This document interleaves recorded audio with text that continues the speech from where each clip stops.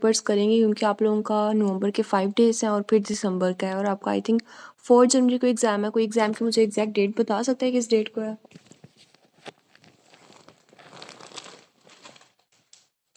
5 जनवरी को है, तो उसके अकॉर्डिंग भी आपके पास ऑलमोस्ट 5 डेज नवंबर के हैं और 1 दिसंबर का 1 मंथ है। और हमने एस के 21 करनी है, 20 करनी है, 19 के दोनों वॉल्यूम करने हैं, एस के 18, एस के 1 to 17। तो अगर देखा जाए तो आपका सिलेबस काफ़ी ज़्यादा है स्पेशलिटी में जो कवर करने हैं। ठीक है, तो हम स्पेशलिटी की आपकी मेन में मैं आपको मेडिसिन के पेपर करवाऊंगी, लेकिन जो एस के 21 है, 20 है, इसके आपने जो बाकी स्पेशलिटी के पेपर हैं वो डॉक्टर हमजा के यूट्यूब पे जो लेक्चर्स पढ़े हुए हैं ना, आपने बाकी स्पेशलिटी से वो भी कवर कर लेने हैं। ठीक है, तो मेनली मैं आपको मेडिसिन के पेपर करवाऊंगी। अगर हम मेडिसिन के भी करें ना, तब हमारे दिसंबर के एंड में जाके ख़त्म होते हैं, लेकिन आपने डेली जैसे हम एक एस के ख़त्म करेंगे तो आपने साथ एक एक बाकी स्पेशलिटी वाले पेपर भी उसके एस के 21 और 20 के एटलीस्ट करने हैं। 19, 18 इनके चले आप चलें, सिर्फ मेडिसिन के भी करने तो एनफ है। ठीक है, आज ऑलमोस्ट पेपर 1 हमने कंप्लीट करना है। जितने हो गए मैक्सिमम मैं आपको करवा दूंगी। बाकी डॉक्टर हमजा के भी जो लेक्चर पढ़े हुए हैं ना, बाकी 10 बजे तक आपका लेक्चर होगा, क्योंकि 10 बजे के बाद हमारी डबल ए का लेक्चर होता है। ठीक है, तो मैं कोशिश करती हूँ कि मैक्सिमम 10 बजे तक मैं आपको करवा दूँ, और उसके बाद जितने रह जाएंगे फिर वो डॉक्टर हमजा का जो पेपर 1 शेयर हुआ है ना, आपने वहाँ से कवर कर लेने। ठीक है, और ऐसे हुआ कि एक पेपर अगर आज मैंने आपको करवाया तो कल नेक्स्ट डे आपने वो पेपर मैंने पूरे का आपसे पहले वाइवा लेने, तो ताकि आपका एग्जाम में एक दफ़ा ना रिवीजन हो जाए, क्योंकि जितना कम टाइम है ना आपके पास रिवीजन के लिए, एंड में टाइम बहुत कम बचेगा।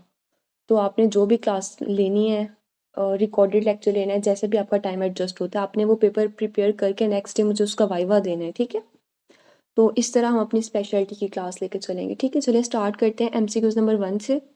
कोई भी MCQs आपको क्लियर ना हुआ तो आप लोगों ने मुझे बता देना है। ठीक है, उसे एक्सप्लेन कर देंगे। MCQs number 1, 42 years old woman undergo a total thyroidectomy। Thyroidectomy करने के बाद for a multinodular goiter on the first post-op day, she noticed that her voice is weak and a new high-pitched quality when attempting to sing or speak or higher tone.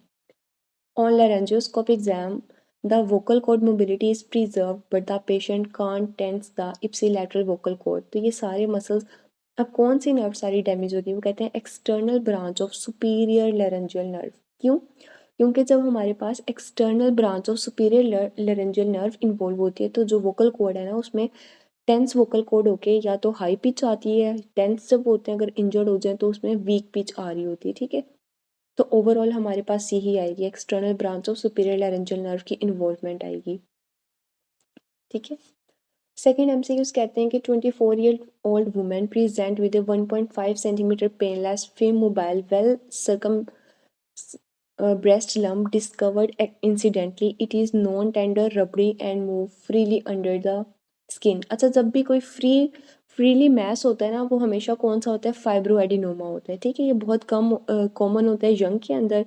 ठीक है, इसे हम breast mouse भी कहते हैं। जैसे चूहा होता है ना, वो बहुत ज़्यादा मोबाइल होता है, तो फाइब्रोएडिनोमा को आपने इस तरह से डायग्नोज करना है। ठीक है, a medical student studying pelvic anatomy is asked which structure passes through the greater sciatic foramen and effectively divides it into space। Which structure perform this role? अब जो पेरिफॉर्मिस होता है ना, वो एक ग्रेटर sciatic foramen बना रहा होता है। ठीक है,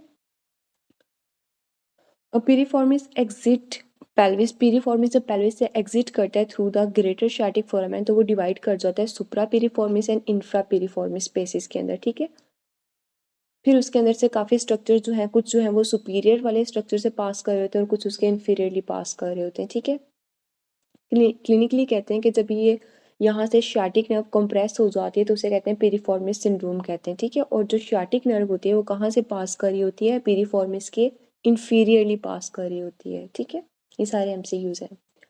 after blunt thoracoabdominal trauma, a patient developed abdominal viscera की हर्निएशन हो गई through a posterolateral defect in the diaphragm. Which anatomical region of the diaphragm is most likely involved.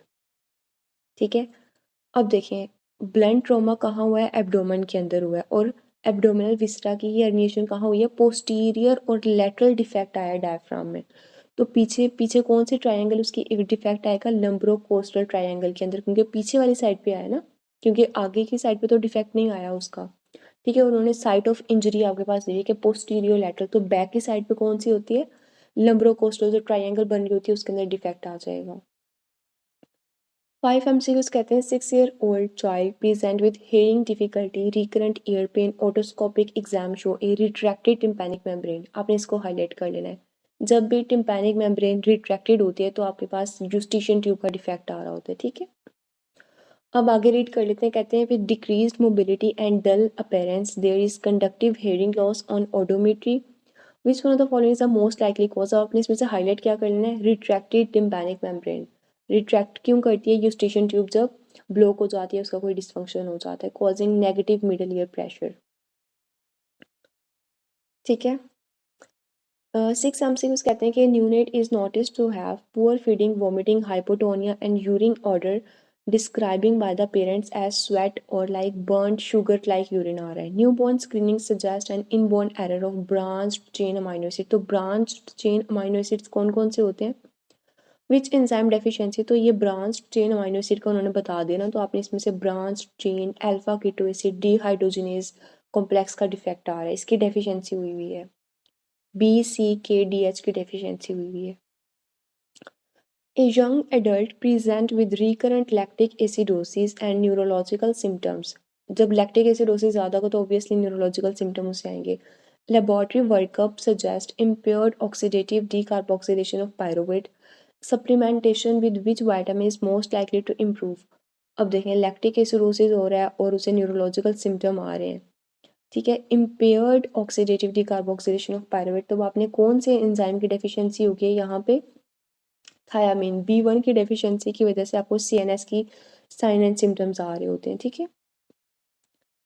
8 MCQs कहते हैं कि 7 year old child present with nosed egg shape upper central incisors, decreased hearing, a history of recurrent conjunctivitis with corneal clouding, which congenital infection is most consistent with the triad।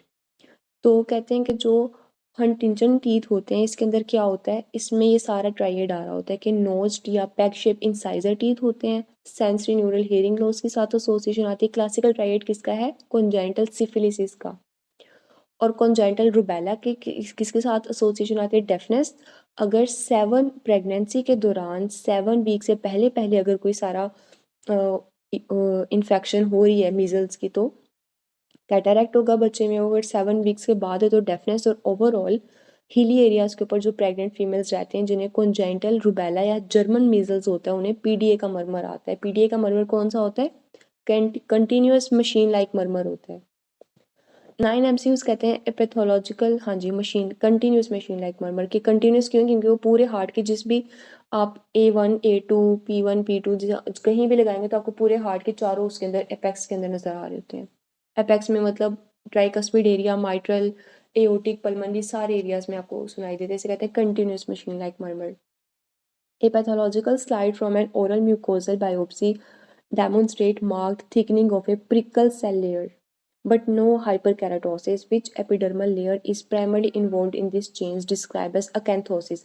acanthosis nigricans जो होता है ना, वो कहते हैं कि अब वो कौन सी लेयर को इन्वॉल्व कर रहा होता है, वो हमारे पास स्ट्रेटम स्पाइनोजम को इन्वॉल्व करता है, ठीक है। कहते हैं कि जब स्ट्रेटम स्पाइनोजम की हमारे पास थिकनिंग हो जाती है तो हाइपर कैराटोसिस हो जाती है, कैंथोसिस, ठीक है।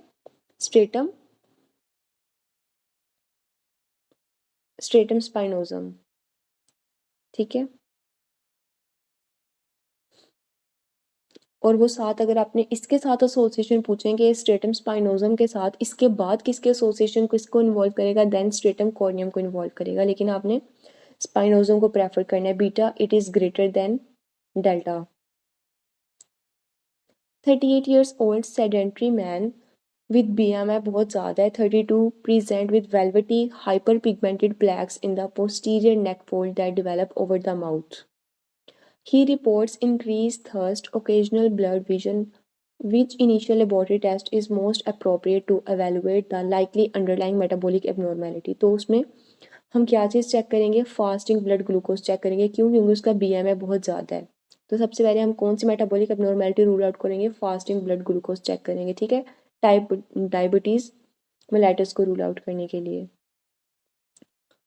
On a cross-sectional neuroanatomy exam, you are asked the sacral spinal cord segment S2 to S4 are located opposite which vertebrae level in the adult due to differentiate growth of spinal cord and vertebral column. अब कहते हैं कि जो spinal cord का जो sacral वाला segment होता है S2 टू S4 होता है, वो वर्टेब्री के लेवल पे वर्टेब्री कौन से वर्टेब्री आ रहे होते हैं, वहाँ L1 टू L2 वर्टेब्रीज आ रहे होते हैं, ठीक है। ए पेशेंट विद मार्क्ड हाइपोएल्ब्यूमिनिया कहते हैं कि जब एल्ब्यूमिन जो बॉडी से लॉस हो जाता है सेकेंडरी टू नेफ्रोटिक सिंड्रोम में क्या होता है कि जो सारा एल्ब्यूमिन होता है वो यूरिन में लॉस हो रहा होता है एंड इंक्रीज टोटल बॉडी, और वाटर जो है वो सोडियम के साथ रिटेन हो रहा होता है बॉडी में, इसीलिए तो एडिमा हो रहा होता है पूरी बॉडी में।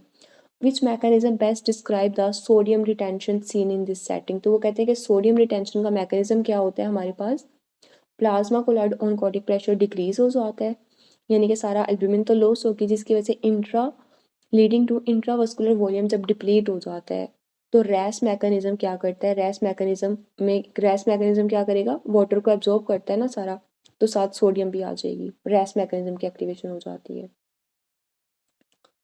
ठीक है। तो वो क्या करेगा, सोडियम और वाटर की रिटेंशन करेगा। 10 month old infant present with intermittent severe abdominal pain causing crying drawing up to the legs vomiting currant jelly stool. आपने इसमें इतनी बड़ी बड़ी स्टेटमेंट्स में ना आपने एक हाईलाइटर पकड़ के उसे हाईलाइट करते जाना है। तो करंट जेली लाइक स्टूल्स किसके अंदर आते हैं, इंटरसेप्शन में आते हैं। In unit with delayed passage of meconium abdominal distended है कॉन्स्टिपेशन या undergo contrast enema demonstrating a transitional zone to confirm is considered diagnostic the diagnosis of congenital aganglionic megacolon। अब इस पूरे में आपने हाईलाइट क्या करना है, aganglionic megacolon है। aganglionic किसके अंदर आती है, हमारे पास हर्षपरंग डिजीज के अंदर S2 से लेके S4 वाला सेगमेंट जो है उसमें गैंग्लियन एब्सेंट होती है। तो आपने उसके लिए कौन सा टेस्ट करवाना है, फुल थिकनेस रेक्टल बायोप्सी करवा लेनी है, ठीक है। ये हर्षपरंग डिजीज का सिनेरियो है। 56-year-old woman with recurrent right upper quadrant pain, cholestatic pain LFT, and dilated common bile duct on ultrasound is suspected to have choledocholithiasis. Which investigation provide both the most direct diagnostic information and the potential for immediate therapeutic intervention? तो अब उसे इतना pen हो रहा है, इतना severe, तो अब आप फौरी तौर पे उसमें क्या करेंगे, ERCP हम करवाते हैं, एंडोस्कोपिक रेट्रोग्रेड कोलेंजियो पेंक्रियाटोग्राफी, ताकि आपको पता चल जाए सारे बिलियरी ट्रैक्स के अंदर ऑब्स्ट्रक्शन या क्या क्या इश्यूज आ रहे हैं। 30 years old woman present with sudden onset of right upper quadrant pain 12 hours में, उसके साथ फीवर ए फिब्राइलिया 38 पे है, पॉजिटिव मर्फी साइन। तो पॉजिटिव मर्फी साइन के साथ जब आपको सारे पॉजिटिव मर्फी साइन किस में आता है, एक्यूट कोलिसिस्टाइटिस में। अच्छा, यहीं पे आप कोलिसिस्टाइटिस का डर्माटोम एग्जाम में आता है, तो वो T7 टू लेके T9 होता है, ये हर एग्जाम में MCQs आता है। During an orthopedic lecture on knee biomechanics, you are asked through which structure is axial load transmitted from the femur to the tibia। अब कहते हैं कि जो बोन्स का स्केलेटन होता है उसमें जो है आपके बॉडी का वेट वो ट्रांसमिट फीमर से टीबिया पे कैसे होता है, कौन सा किन के थ्रू होता है, मेनिस्काई। नी ज्वाइंट के अंदर जब फीमर से सारा जो बोन का लोड होता है वो टीबिया पे जाना होता है, तो उन्हें ज्वाइन कौन कर रहा होता है, मेनिस्काई। बहुत छोटे छोटे मेनिस्काई होते हैं, मीडियल लैटरल एंटीरियर मेनिस्काई। अब कहते हैं मेनिस्काई मीडियल भी होते हैं और लैटरल भी होते हैं, ठीक है। और ये क्या कर रहे होते हैं, वेट ट्रांसमिट कर रहे होते हैं नी ज्वाइंट का, ठीक है, ताकि स्टेबिलिटी रहे आपकी।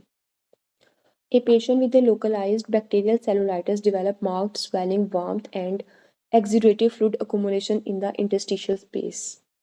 ठीक है, तो जब भी वो किसकी बात करें, एक्सुडेट वाला फ्लूइड है ना, तो एक्सुडेट वाला जो फ्लूइड है वो किस किस का, एक्सुडेट के अंदर क्या होता है, प्रोटीन ज़्यादा होती है, ठीक है, और ट्रांसुडेट के अंदर हर चीज़ कम होती है, ये आपने याद करना है। ये पेपर करवा रही हूँ मैं आपको, आपने अभी ज्वाइन किया, पेपर 1 करवा रही हूँ मैं आपको, SK21, ठीक है। मुझे लगा आप सबको समझ आ गई, 20 MCQs तक क्लियर है सबको, ठीक है। जो क्लियर नहीं हुआ आपने बता देना, ठीक है। अभी इजी MCQs है। Cancer centre recruits volunteers who are themselves cancer survivors to offer emotional support, practical tips and mentorship to newly diagnosed patient. What is the most accurate occupational role title, तो ऐसे लोगों को हम क्या कहते हैं कि peer support volunteers. Question number 20 पे हैं हम। ठीक है। 65 years old man is started on oral anticoagulants that prevent recycle of vitamin K, thereby reduce the gamma carboxylation of clotting factor 2, 7, 9 and 10. Which molecular target is inhibited by this drug? तो ये किसको inhibit कर रही है? कौन सी, पहले तो मुझे ये बताएंगे कौन सी उसकी बात की जा रही है? ये वॉरफेरिन की बात कर रहे हैं। तो वॉरफेरिन किसको इनहिबिट कर रही होती है? विटामिन के एपोक्साइड रिडक्टेज कॉम्प्लेक्स को, विटामिन के को। ठीक है, उसका जो सारा एंजाइम होता है। 22-year-old विद प्रिज्यूम्ड बैक्टीरियल, ये थोड़ा सा इसका ब्लड सा दिया हुआ है। is prescribed ciprofloxacin, which enzyme in bacteria are primarily targeted by fluoroquinolones such as ciprofloxacin। ठीक है, तो वो किसको टारगेट कर रहे होते हैं? डीएनए वाले को कर रहे होते हैं। ठीक है, एंड टोपोआइसोमेरेज 4 को कर रहे होते हैं। ये वाले एमसीक्यू स्लाइटली ब्लर दिए हुए पीडीएफ में। 52 years old man with poorly controlled diabetes present with facial pain, black scar on the hard palate and rapidly progressive A nasal biopsy show broad ribbon like separate hyphae. तो separate hyphae किसके अंदर होती है? हमारे पास Mucor के अंदर होती है। इसके लिए हम क्या देते हैं? एम्फोटेरेसिन देते हैं।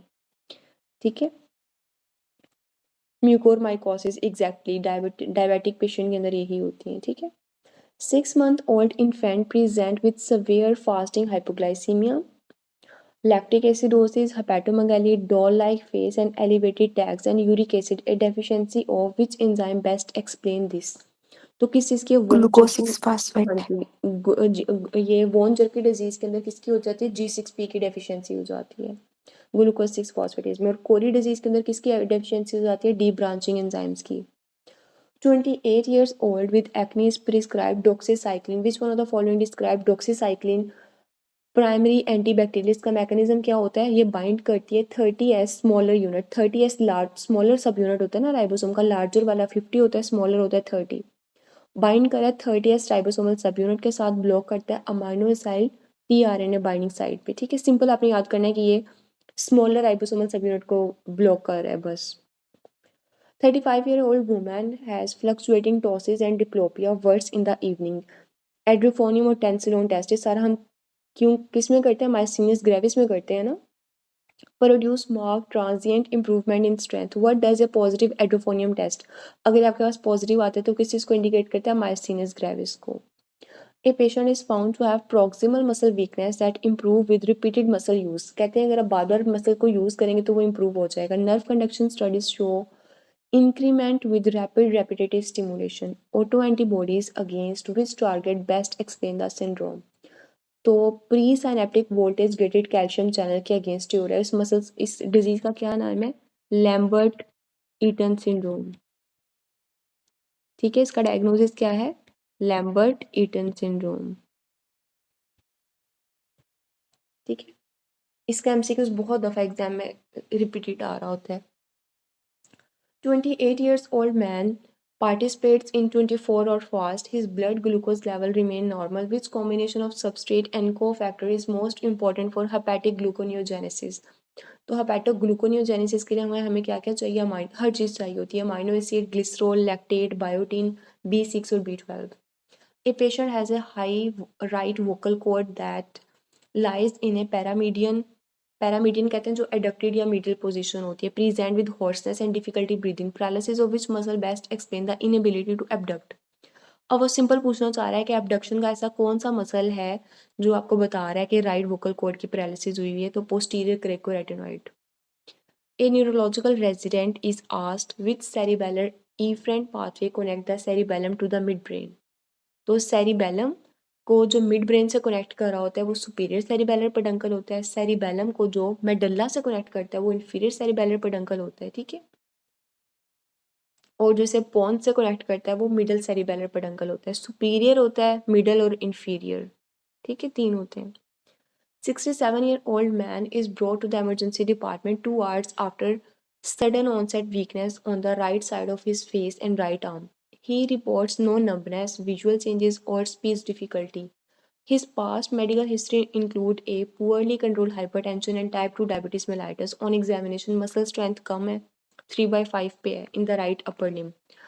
right lower face. Sensation, coordination and reflexes are normal. There are no cranial nerve deficit apart from facial weakness. सिर्फ उसे facial weakness हुई है. In non-contrast city of the brain show no acute cortical infarct or hemorrhage. तो उसे क्या हुआ है? Pure motor लेक्यूलर stroke है. सिर्फ उसे फेशियल नर्व की फेशियल वीकनेस आ रही है, अदरवाइज उसे कोई क्रेनियल नर्व का डिफेक्ट नहीं है, सिर्फ फेशियल वीकनेस आ रही है. ठीक है.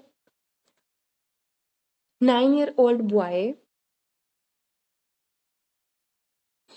9-year-old boy with ADHD developed new troublesome motor tics after starting methylphenidate. Which management change is most appropriate? तो अभी इसका साइड इफेक्ट है ना, जो उसे टिक्स मतलब स्टार्ट हो गए हैं. ठीक है. Which management change is most appropriate. तो अब हम उसके अंदर क्या चेंज करेंगे? डिसकंटिन्यू करेंगे स्टिमुलेंट्स को एंड स्टार्ट करेंगे ये वाली ड्रग, हम उसे स्किप कर देंगे मिथाइलफेनिडेट. इसकी बजाय हम उसे डिसकंटिन्यू करेंगे और क्या स्टार्ट करवा देंगे? ऑटोमॉक्सिटीन या अल्फा 2 एगोनिस्ट स्टार्ट करवा देंगे. ठीक है. ये जो सारी एंटीसाइकोटिक्स होती हैं इनके साइड इफेक्ट बहुत ज़्यादा आते हैं, तो आपने इन ड्रग्स को डिसकंटिन्यू करके सेकेंड जनरेशन पे स्किप कर देना है, कोई और ड्रग स्टार्ट करवा देनी होती है. ठीक है. कोई भी इसके, अब देखिए यहाँ ये वाला स्नैरियो है.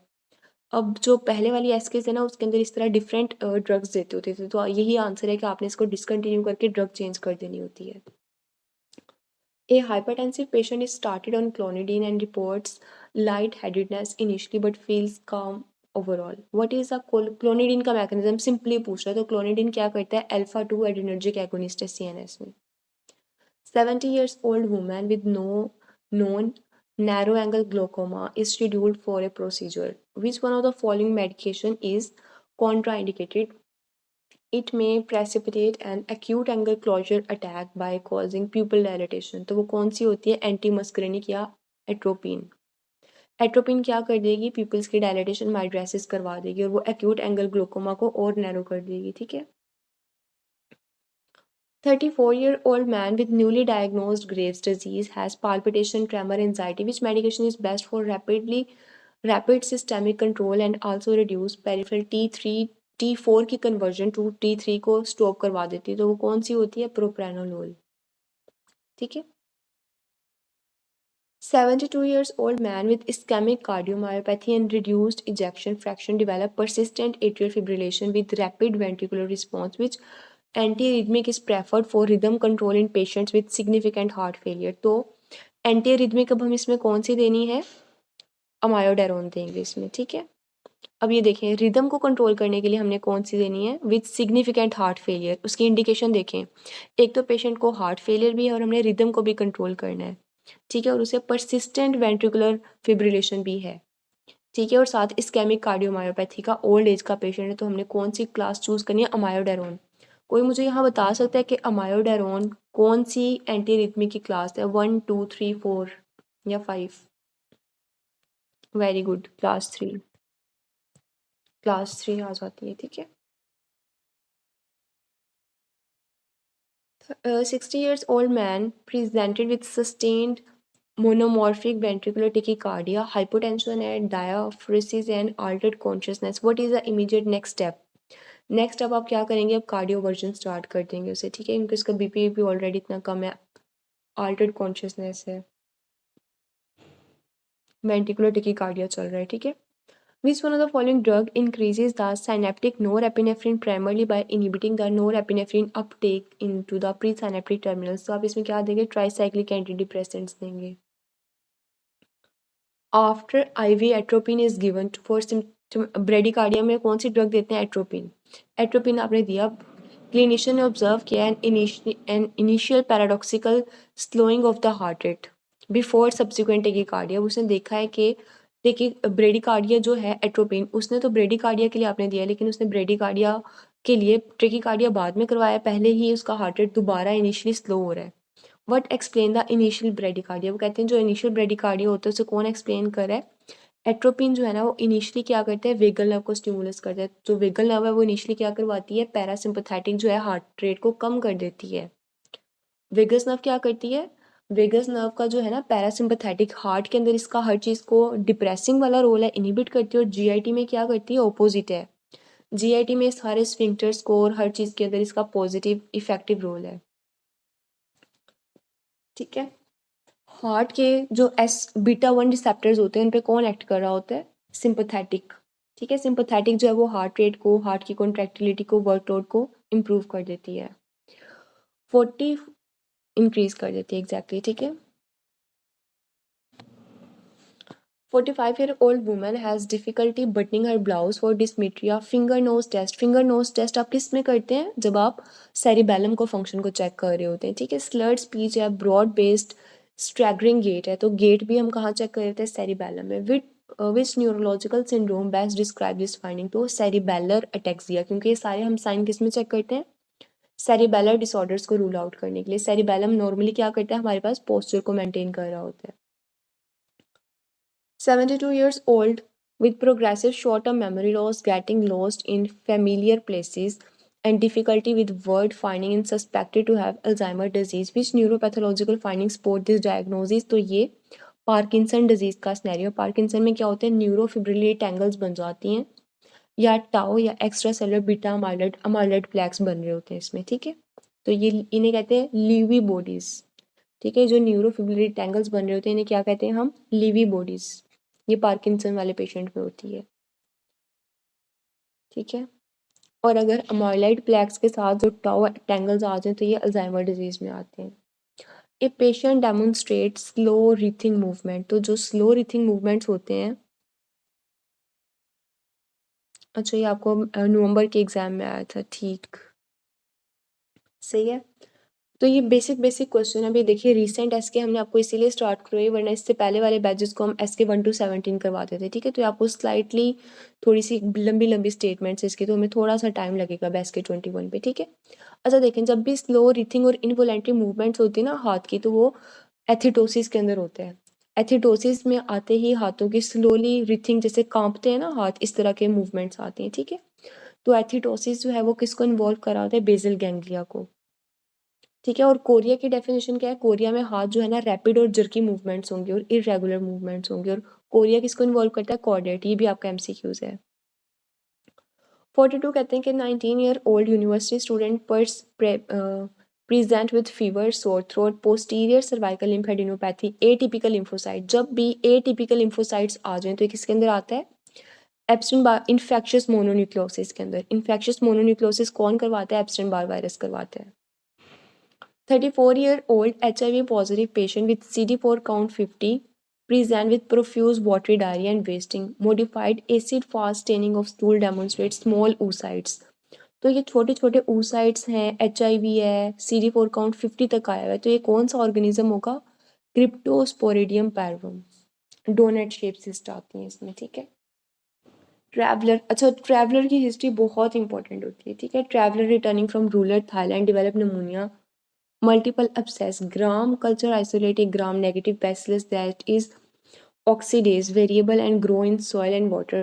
तो ये कौन सा ऑर्गेनिज्म है जो सॉइल एंड वाटर है और वो ट्रैवलर की हिस्ट्री के अंदर होता है? ठीक है। तो इन्होंने न्यू दिया हुआ है, ये ऑप्शन पहले एमसीक्यूज में नहीं था। तो ये कौन सा है? मेलिडोसिस डेवलप हो जाती है उसके अंदर। ठीक है। ग्राम नेगेटिव बैसिलस है। ठीक है। ये क्या करवाता है? निमोनिया और मल्टीपल एब्सेसिस करवाता है लंग्स में। HIV patient have with chronic therapy related hyperbilirubinemia, history of gallstone, ask which antiretroviral is most associated with cholelithiasis and indirect hyperbilirubinemia। तो वो कौन करवाता है? प्रोटीएस इनिबिटर्स करवा रहे होते हैं। ठीक है। प्रोटीएस इनिबिटर्स क्या करवाते हैं? गोल्डस्टोन, कोलिलिथियासिस, इन सब का चांसेस ज़्यादा हो जाता है, बिलिरुबिन भी ज़्यादा करवा देती है। 25-year-old with sudden onset palpitation and regular narrowing of QRS, tachycardia at 180 beats per minute, is hemodynamically stable, vehicle maneuver fail. Which rapid short-acting drug is the next best step to terminate a re-entry supraventricular tachycardia?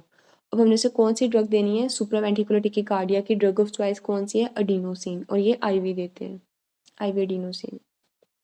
68 years old man with prostate adenocarcinoma complain of new severe back pain. Bones can show multiple sclerotic lesion in the spine and pelvis. Which statement is more accurate? तो prostate cancer commonly किसको करता है? सबसे पहले आपके vertebrae को involve करता है। एक्सेल स्केलेटन को भी किसको इन्वॉल्व करता है? Producing osteoblastic lesion. Osteoblastic lesion करता है, तो ये किसको इन्वॉल्व कर रहा होता है, वर्टिब्रेज को इन्वॉल्व कर रहा होता है, ठीक है। पीछे स्प्रेड करता है, फिर आहिस्ता आहिस्ता लंग्स में आ जाता है। 3-year-old boy is brought to the emergency department after he develops swelling and pain in his right knee following a minor fall while playing.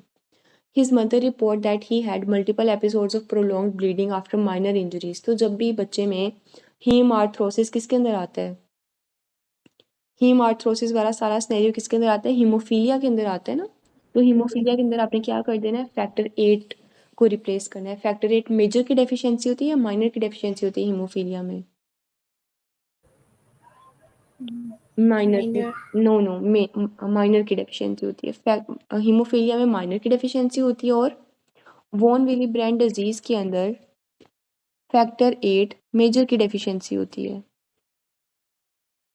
ठीक है। ये आपने इंपॉर्टेंट याद करना है। 45-year-old woman with chronic hepatitis B require a percutaneous liver biopsy to evaluate the fibrosis. Which one of the following is the most appropriate site for needle insertion to minimize the complication? तो आपने needle की site कौन सी रखनी होती है, 8th और 10th intercostal space और mid axillary line, ठीक है। जब भी कोई भी लीवर की बायोप्सी है तो हेपेटाइटिस बी है ना, आपने सिंपली क्या याद करना है, लीवर बायोप्सी, ठीक है। लीवर बायोप्सी आपने कहाँ से करवानी होती है, 8 से लेके 10th इंटरकोस्टल स्पेस में और मिड एक्सिलरी लाइन, ये आप सिंपल याद रखें कोई भी लीवर बायोप्सी के लिए, ठीक है। 65-year-old man with COPD is admitted for worsening shortness of breath. ABG के अंदर पीएच उसकी कम है, कार्बन डाइऑक्साइड ज़्यादा है, बाइकार्बोनेट भी ज़्यादा है। ABG डिस्टर्बेंस कौन सी हुई हुई है इसको,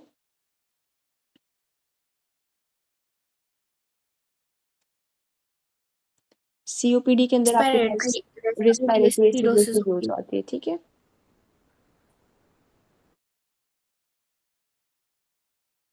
अच्छा 11 के बाद ना 2 पेजेस आई थिंक मेरे मिसिंग है। किसी और के पास ये वाला PDF है जिसमें 11 के बाद डायरेक्टली 14 पेज आ रहा है, 12 और 13 मिसिंग है। मैम इस पेपर के एंड पे हैं पेजेस। मैं देखती हूँ, इसी वाले पेपर के एंड में है। Yes ma'am. Okay thank you, देखती हूँ मैं एक minute.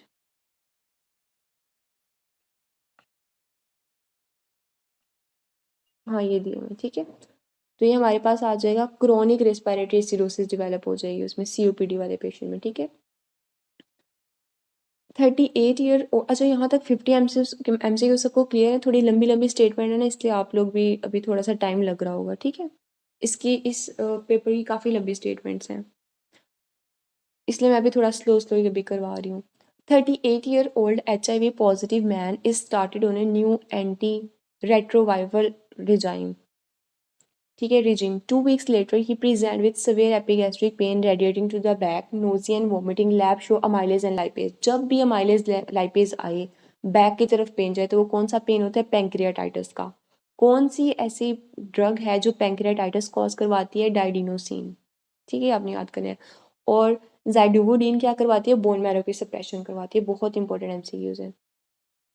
48-year-old woman present with perioral numbness, muscle cramps, serum calcium उसकी कम है, फॉस्फेट नॉर्मल है। Which one of the following is the most appropriate step in the determining the cause. अब हम क्या करवाएंगे, सीरम के पैराथायराइड लेवल करवा लेंगे, ठीक है, क्योंकि कैल्शियम भी उसका कम आ रहा है। 65-year-old man present with fever, headache, neck stiffness and photophobia. CSF के अंदर हमारे पास क्या आ रहा है,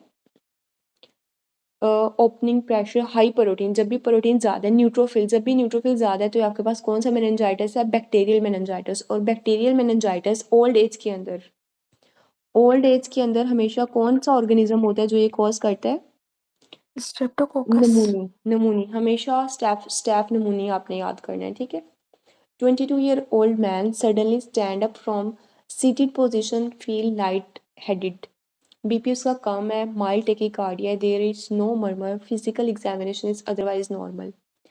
तो बेरोरिसेप्टर को आप कैसे response, which one of the following best describe the baroreceptor reflex respond to this hypotensive episodes.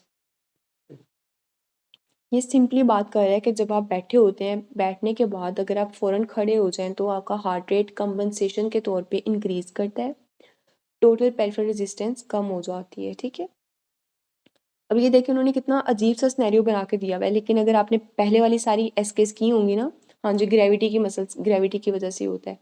पहले वाली एसकेस में बहुत डिफरेंट करके स्नैरियो दिया हुआ है, लेकिन उसका आंसर मैंने आपको सेम ही करवाया हुआ है कि कंपनसेशन के तौर पे टेकिकार्डिया होता है और टोटल पेरिफेरल रेजिस्टेंस डिक्रीज हो जाती है। 17-year-old boy present with anemia, jaundice, peripheral smear show pneumonia, small round red blood cells lacking central pallor. Spleen is noted enlarged है, splenomegaly. Which one of the following diagnostic test is most specific for this condition? ठीक है, तो ये hereditary स्पिरोसाइटोसिस का सारा scenario, इसके अंदर आप क्या कराएंगे, ऑस्मोटिक फ्रेजिलिटी टेस्ट करवाएंगे। ठीक है। 62-year-old man with 15-year history of hypertension, type 2 diabetes, present with progressive shortness of breath on exertion, echo show increased left ventricular wall thickness. तो अगर उसकी थिकनेस इंक्रीज होगी तो इसका मतलब है हाइपरट्रोफी होगी ना, concentric hypertrophy due to chronic pressure overload. ठीक है, ये फर्स्ट एड की लाइन है कि इसके अंदर कंसेंटेरिक हाइपरट्रोफी होती है। ठीक है, इसमें अब इसेंट्री वाला ऑप्शन भी दिया हुआ है, कंसेंटेरिक भी दिया हुआ है। तो ये फर्स्ट एड की हार्ट के अंदर ही सीबीएस वाले चैप्टर में दिया हुआ है कि जब हाइपरटेंशन और टाइप 2 डायबिटीज़ मेलाइटिस है, हाइपरटेंशन की हिस्ट्री है, तो उसमें कौन सी हाइपरट्रोफी होगी, कंसेंटेरिक हाइपरट्रोफी होगी, उनके क्रोनिक प्रेशर ओवरलोड की वजह से। ठीक है। 25-year-old man sustained a stab wound just below the xiphisternum. The knife penetrated the diaphragm at the level of T6 to T7. Which one of the following structure is most likely injured? तो T6 के level के ऊपर हमारे पास क्या पड़ा होता है, right ventricle पड़ा होता है, तो वो इंजर्ड हो जाएगा।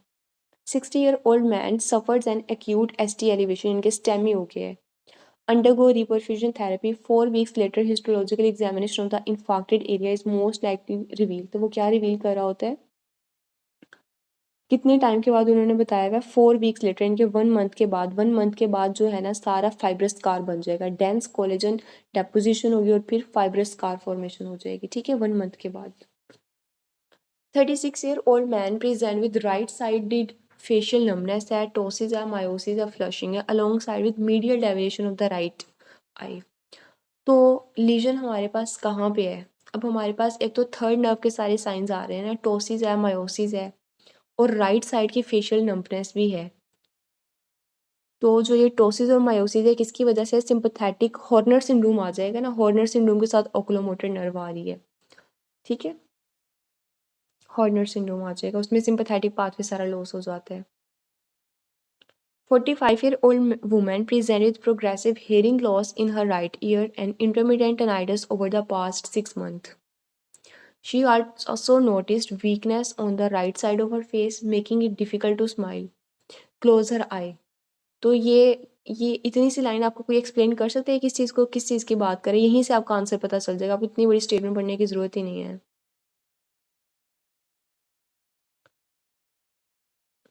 स्माइल नहीं कर पा रहा और आइज को क्लोज नहीं कर पा रहा है, तो फेशियल नर्व की बात कर रहे हैं ना।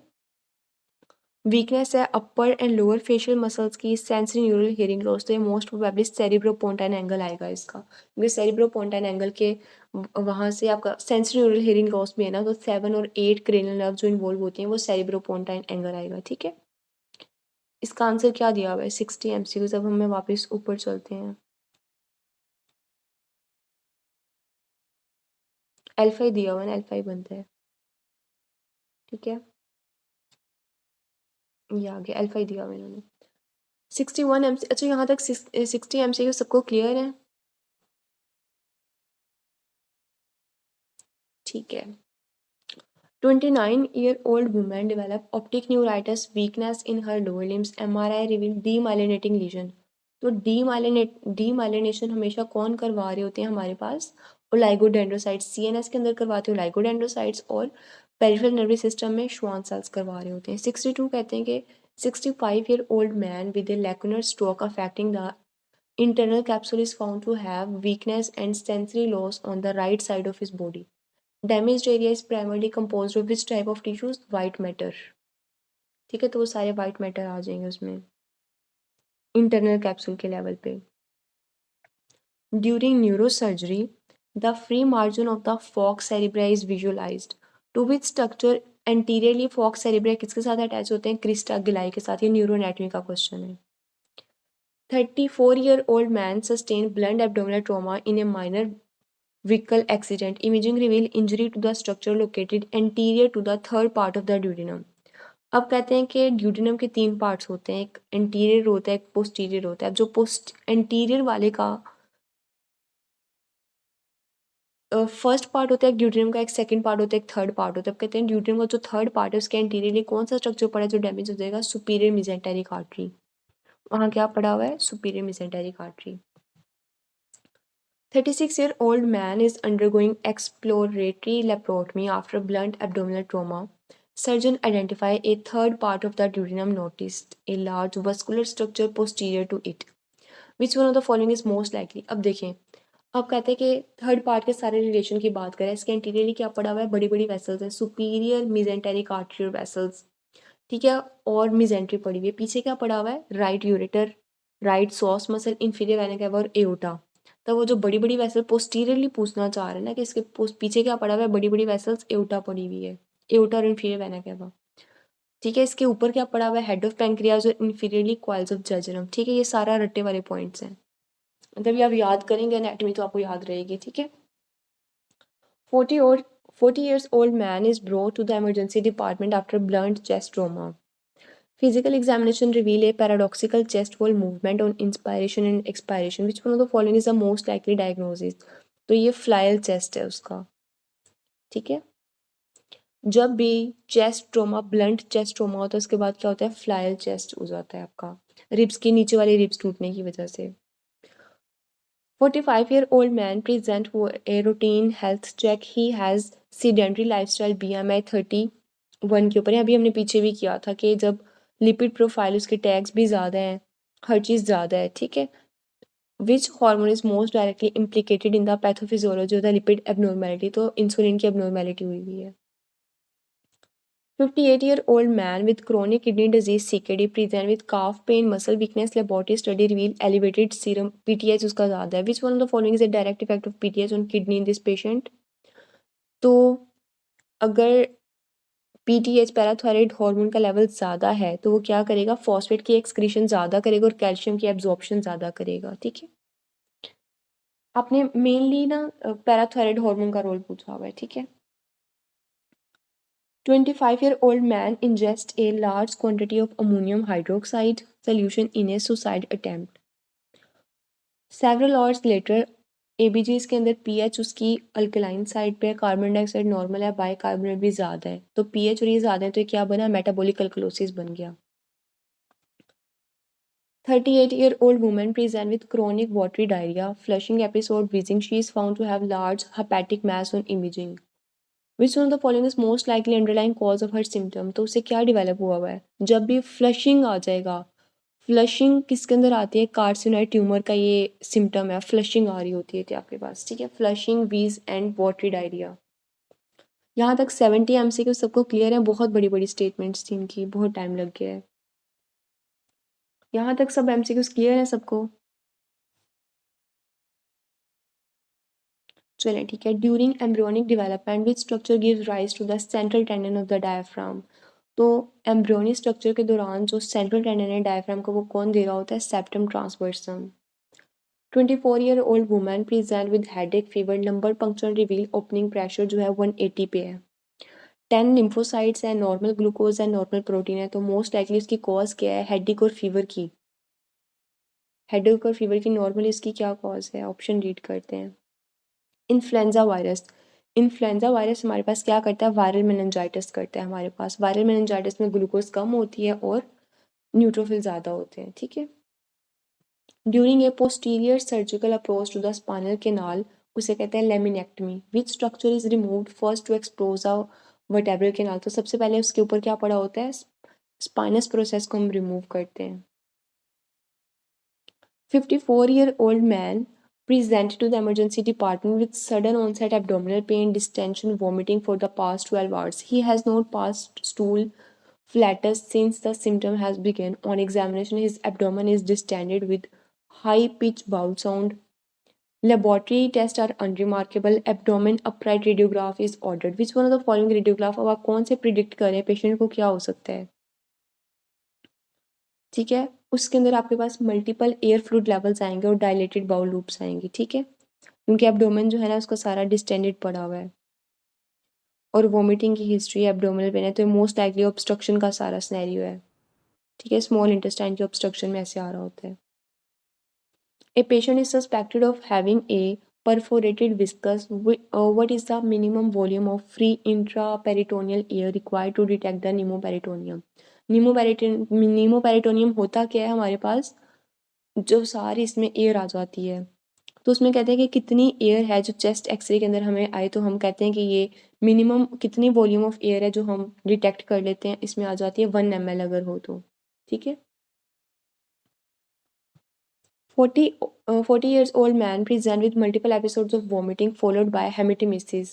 Endoscopy reveal a mucosal tear at the gastroesophageal junction. तो वो कौन सा टीयर होता है जो आपके पास इस जंक्शन के ऊपर आता है, मैलरी वेस्ट टीयर आता है आपके पास, ठीक है। और अगर फुल रप्चर हो जाए बिल्कुल, उसे कहते हैं ब्रूहैव सिंड्रोम, ठीक है। हेमेटेमेसिस के साथ अगर आता है तो वो मैलरी वेस्ट टीयर होता है, और अगर फुल थिकनेस में रप्चर हो जाए तो वो ब्रूहैव सिंड्रोम होती है। Nasal endoscopy in a 40 years old man reveal obstruction of the right superior meatus. अच्छा, इसका राइट सुपीरियर मीएटस किसके अंदर ड्रेन कर रहा होता है, पोस्टीरियर एथमोइडल साइनस के अंदर। ये सारे एनाटमी वाले डीप एनाटमी के क्वेश्चंस हैं। Which component of the bacterial spore is responsible for their high resistance to heat and chemicals. वो कौन से होते हैं, डिप्लोकोलिनिक एसिड। ये SK19 वॉल्यूम 1 और 2 दोनों का MCQs है, अभी देखें 21 में भी आया हुआ है, रिपीटेड MCQs है। Which one of the following antacids or acid reducing agent is a potent? और सिंपली पूछा है कि ये CYP450 का इनिबिटर कौन सा होता है, तो सिमेटाडिन इसका ब्लॉकर है, इनिबिटर है। 42-year-old woman present with right upper quadrant pain है, जॉन्डिस है, प्रूराइटिस है। Laboratory reveal show markedly elevated alkaline phosphatase. जब भी अल्कलाइन फॉस्फेटेज आपके पास ज़्यादा है तो आपने क्या माइंड में रखना है, आपके पास ऑब्स्ट्रक्टिव बिलियरी पैथोलॉजी है, ठीक है, कहीं बिलियरी ट्रैक में ऑब्स्ट्रक्शन आ रही है। 30 years old woman present with fatigue, constipation, weight gain despite no change in diet. She reports feeling cold all time and sleeping excessively. Physical examination showed dry skin, delayed reflexes हैं, constipation है साथ। Which one of the following is most likely, इसका diagnosis क्या होगा, hypothyroidism के अंदर। अच्छा, हमने कल ही मैंने आपको करवाया था, हाइपोथायराइडिज्म में वेट गेन होता है या लीन होता है, और कॉन्स्टिपेशन भी है, इसमें भी उन्होंने वेट गेन की हिस्ट्री दी हुई है, तो वेट गेन किस में होगा, हाइपो में होगा। अच्छा, यहाँ तक 80 MCQs आपको क्लियर है हाइपो में। और हाइपर वाला पेशेंट कैसे प्रेजेंट करेगा, उसमें वेट लॉस हो जाता है, पतला सा होता है वो, और डायरियाज की हिस्ट्री होती है, और हाइपर कोलेस्ट्रीमिया, कोलेस्ट्रॉल भी ज़्यादा किस में होता है, हाइपो वाले पेशेंट में। बहुत लंबी लंबी स्टेटमेंट्स हैं। 28-year-old woman with diagnosed as Graves' disease started on carbimazole. 6 weeks later, she presented to her physician with a positive pregnancy test. Which one of the following is the most appropriate change in her management? तो उसे switch कर जाना चाहिए propyl थायोयूरेसिल के ऊपर, ठीक है, क्योंकि हम प्रेगनेंसी में कार्बिमाजोल नहीं दे सकते। 32-year-old man with HIV present with dysphagia, endoscopy show white plaque like lesions होती हैं, तो whitish plaque कौन से होते हैं, Candida. 29-year-old woman present with dysuria, suprapubic pain, urine analysis show numerous white blood cell leukocyte esterase positive। UTI के अंदर ना हमारे पास क्या आते हैं, नाइट्रेट्स भी पॉजिटिव आते हैं और ल्यूकोसाइट एस्ट्रेज भी पॉजिटिव, ये 3 हैं, देखिए बहुत ज़्यादा ल्यूकोसाइट एस्ट्रेज पॉजिटिव आ रहे हैं। सुप्राप्यूबिक पेन भी है, और आपके पास ग्राम स्टेन कल्चर की रिपोर्ट के अंदर क्या है, ग्राम नेगेटिव बेसिलाई आए हैं। तो ये कौन से हो सकते हैं हमारे पास, most common cause of UTI कौन करवा रहे होते हैं, ई कोलाई। मुझे एक और आंसर करें, अगर एक सेक्सुअली एक्टिव फीमेल है उसके अंदर most common cause E coli कौन करवा रहा होगा, ऑर्गेनिज्म का नेम। Very good, सेप्रोक्रिटिकस। और अगर मेल है, मेल में कौन करवाएगा, क्लेमीडिया, ठीक है। A patient present with wasting of the thenar muscles and sensory loss over the lateral 2.5 of the fingers on the palmar surface. Which nerve is most likely injured? तो ये कौन सी thenar muscles, thenar wasting कौन करवाता है, median nerve. A patient sustain a fracture of the distal medial condyle of the femur. Which structure is the popliteal fossa is most risk पे injury पे कौन सा होता है, popliteal artery. 36-year-old man sustained a fracture of the proximal humerus and required shoulder surgery. During the procedure, the surgeon ligate a vessel within the quadrangular space to control the bleeding. तो most likely उसने साथ कौन सी ligate कर दी है, वहाँ से quadrangular space से क्या गुजरी होती है, पोस्टीरियर सर्कमफ्लेक्स ह्यूमरल आर्टरी। अच्छा मुझे ये बताएं कि ये वाली आर्टरी कौन सी नर्व को कंपनी कर रही होती है?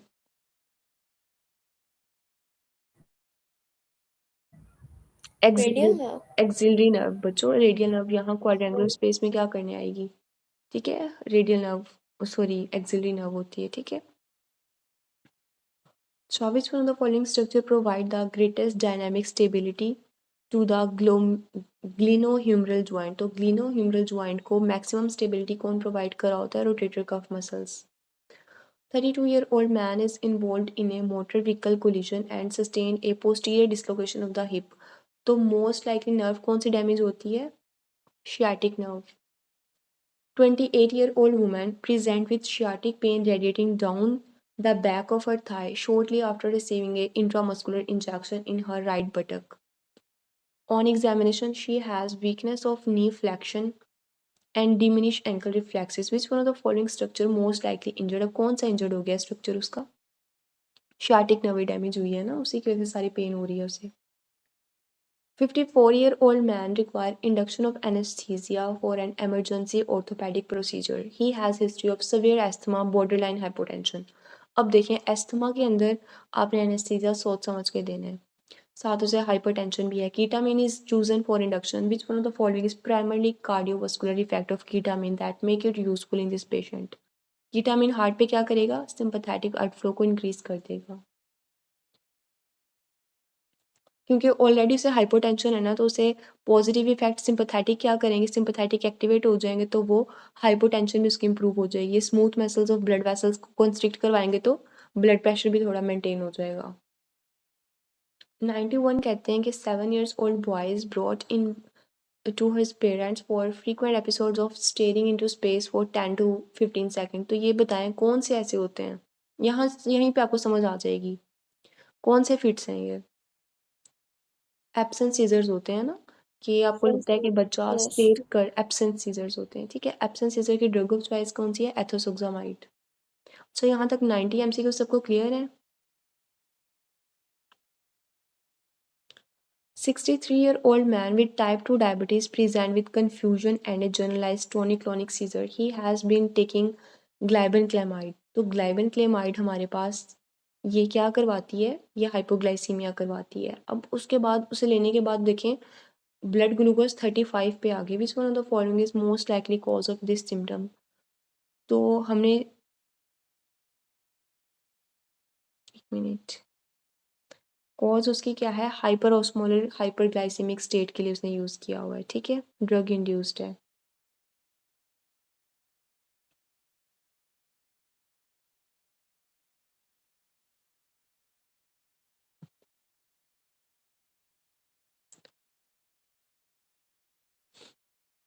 अच्छा आगे वो कहते हैं कि 19-year-old वुमन सी सीम्स करेक्ट, ड्रग इंड्यूस्ड। हाँ वैसे ये drug induced hypoglycaemia, hyper osmolar नहीं बनता ये। तो जो एक मिनट, इसका चार्ली ही बनेगा, क्योंकि ग्लेबेनक्लामाइड की ये वो ड्रग है जो बहुत ज़्यादा सिवियर हाइपोग्लाइसीमिया करवाती है, तो उसकी हाइपोग्लाइसीमिया की कॉज क्या है? ड्रग है, तो चार्ली इसका सही आंसर है, ठीक है। एग्जैक्टली इसका मैं भी सोच रही थी कि हाइपर ऑस्मोलर इसका बनता नहीं है, ठीक है। हाइपर ऑस्मोलर तो डीके का डिफरेंशियल है ना।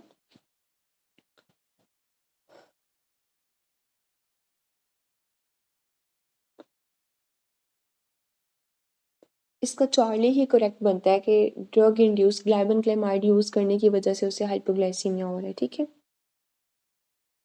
सी इज करेक्ट। बस सी ही हमें वैसे भी देखे ना, ए बन ही नहीं रहा, उसका सी ही बन रहा है। इराटा के अंदर कुछ भी जो जहाँ भी दिया हुआ है इसका सी ही वैसे भी बन रहा है थोड़ा सा, मतलब अगर आप वैसे भी सोचें तो। 19-year-old woman present with chronic productive cough, multiple episodes of pneumonia, CT scan of the chest reveal dilated bronchi, tram track appearance। बस आप ये हाईलाइट कर लें, ट्रैम ट्रैक अपीयरेंस किसके अंदर आती है? सिस्टिक फाइब्रोसिस के अंदर। During cardiac catheterization, a patient is found to have pulmonary systolic and diastolic pressure that both exceed alveolar pressure throughout the cardiac cycle. Which one of the following describe the zone of the lung being measured? ठीक है, अब हमने cardiac catheterise किया है, तो कौन सा zone है जो लंग का इसको मेजर कर रहा होता है इस सब को? तो इसमें आ जाएगा हमारे पास जोन 3 के लेवल के ऊपर ये हार्ट के अंदर सारी चीज़ें आ रही होती हैं ना। 48-year-old man in the ICU developed worsening respiratory distress. Arterial blood gas analysis show pH acidic side पे है, कार्बन डाइऑक्साइड ज़्यादा है, तो ये मेटाबॉलिक रेस्पिरेटरी एसिडोसिस यहाँ तक हुआ। बाइकार्बोनेट भी कम है तो ये बन गया मेटाबॉलिक एसिडोसिस, तो ये मिक्स्ड है, mixed metabolic acidosis and respiratory दोनों ही है। मतलब इतना ज़्यादा डिस्ट्रेस हो गया है कि दोनों डेवलप हो गई हैं, मेटाबॉलिक एसिडोसिस भी एंड रेस्पिरेटरी एसिडोसिस भी। 94।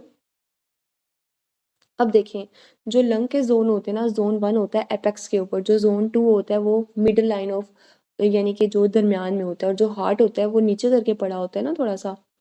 तो कार्डिक की कैथेटराइजेशन हम कहाँ किस एरिया में करेंगे? लंग का जोन 3 ही बनेगा ना, ठीक है, तो वो जोन 3 के लेवल पे हम करेंगे। अच्छा, नेक्स्ट कहते हैं 27-year-old primary gravida comes for a routine perinatal visit 18 weeks. She asked when she should first expect to feel her baby movement. तो क्विकनिंग कब स्टार्ट होती है? क्विकनिंग कहते हैं जब बच्चा हिट करता है, तो वो 20 वीक्स पे स्टार्ट होती है। 55-year-old woman present with episodic watery diarrhea, flushing of the face, wheezing, abdominal CT scan show multiple hypodense lesion in the liver. Which one of the following best explain this symptom? तो ये हमारे पास best कौन सी चीज़ increase कर रहा है? अच्छा देखिए, flushing कौन करवाता है? सीरोटोनिन का लेवल जब ज़्यादा है तो वो फ्लशिंग करवाता है, ठीक है। फ्रॉम स्मॉल बाउल ट्यूमर, तो स्मॉल बाउल का ये कार्सिनॉइड, एक ट्यूमर है ना, ट्यूमर ये सारा कुछ करवा रहा है, कार्सिनॉइड ट्यूमर है। 32-year-old man sustain a blow to the head in a RTA. Examination revealed ptosis, dilated pupil, eye deviated down and eye on the left side. Injury to the following skull structure most likely cause this symptom. तो superior orbital feature जो है ना, वहाँ से वो damage हो गई है, ठीक है। उसकी वजह से हमारे पास जो है डाउन एंड आउटवर्ड मूवमेंट होगी लेफ्ट आई की।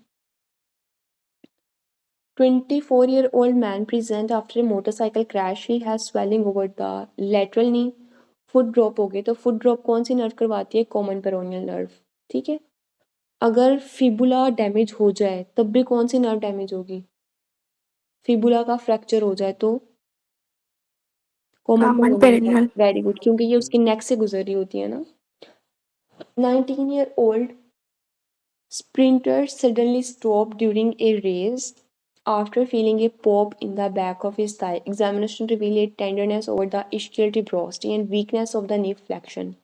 Which one of the following injury has most likely occurred?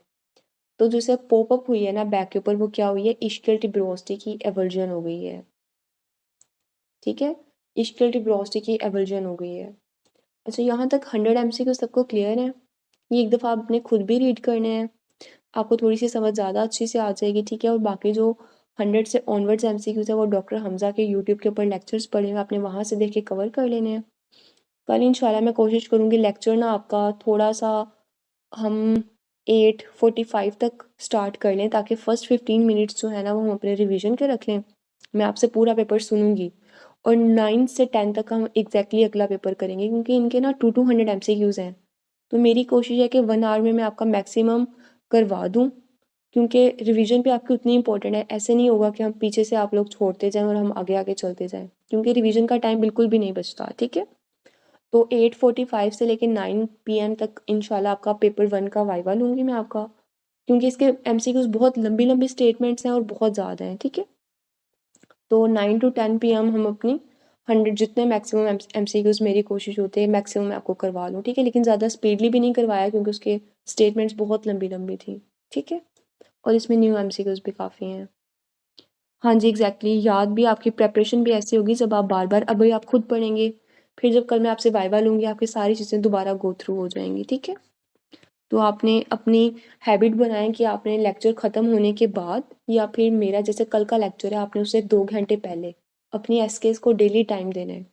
Double A का लेक्चर होता है, डेली टाइम फिक्स करें कि मैंने इतने आवर्स पे डेली, यानी कि कोई भी 1-2 घंटे दिन के सिलेक्ट कर लें जब आपको फ्री टाइम मिलता है, आपने वो डेली का डेली काम करना है, ठीक है? क्योंकि एक तो आपका टाइम बहुत कम है, शॉर्ट है, तो आपके पास वो टाइम नहीं है कि मैं आज स्किप कर दूँ, कल स्किप कर दूँ, ठीक है? तो आपने डेली साथ-साथ करते जाएंगे न तो इंशाल्लाह चीज़ें कवर हो जाएंगी। चलिए ठीक है, टेक केयर, अल्लाह हाफिज़।